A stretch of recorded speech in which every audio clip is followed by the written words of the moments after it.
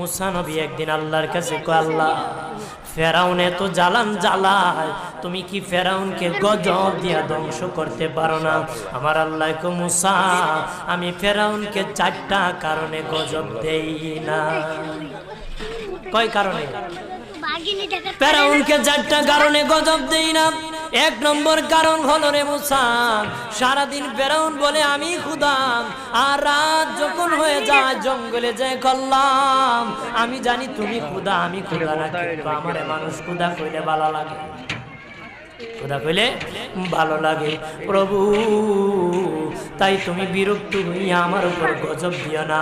আল্লাহ বলে, মুসা রে ওই ফেরাউনের রাত্রি দুয়ার কারণে আমি আল্লাহ তার উপর গজব দেই না। 2 নম্বর কারণ হলো, আরে মুসা তোমার মুখে দাড়ি, ফেরাউনের মুখে দাড়ি, তোমার পরনে জুব্বা, ফেরাউনের পরনে জুব্বা, তোমার মাথায় পাগড়ি, ফেরাউনের মাথায় পাগড়ি। আমি যদি গজব দিই, জুব্বার বেজ্জতি হবে, পাগড়ির বেজ্জতি হবে, দাড়ির বেজ্জতি হবে। মুসা রে ওই জুব্বার পাগড়ির ইজ্জত রক্ষার কারণে আমি আল্লাহ ফেরাউনকে গজব দেই না। 3 নম্বর কারণ হলো, আল্লাহ বলেন মুসা রে মুসা 3 নম্বর কারণ হলো, ফেরাউনের বাড়িতে একটা এতিমখানা আছে, প্রতিদিন দুপুর বেলায় এতিমরা ফেরাউনের বাড়িতে মেহমানদারি করে। তারা খাওয়ার পরে আমি আল্লাহর কাছে দোয়া করে, আল্লাহ তুমি যদি গুসা হয়ে ফেরাউনকে গজব দিয়ে ধ্বংস করে দাও, আমরা এতিমকে কে খাওয়াইবে রে আল্লাহ, আমাদের দুয়ার বরকতে ফেরাউনকে গজব দিও না। আল্লাহ বলে, মুসা রে এতিমের দুয়ার কারণে আমি আল্লাহ গজব দেই না।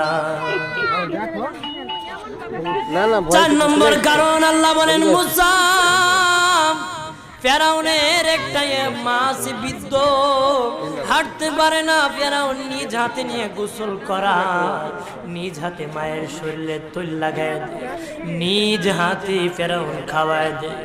যখন খাওয়ানোর পরে মা বিছানার মধ্যে ঘুমায় যায়, ওই ফেরাউনের মা আমার কাছে 2টা হাত বাড়ায়, আল্লাহ আমার ফেরাউনকে যদি গজব দিয়ে ধ্বংস করে দাও, আমি মায়ের সেবা কে করবে?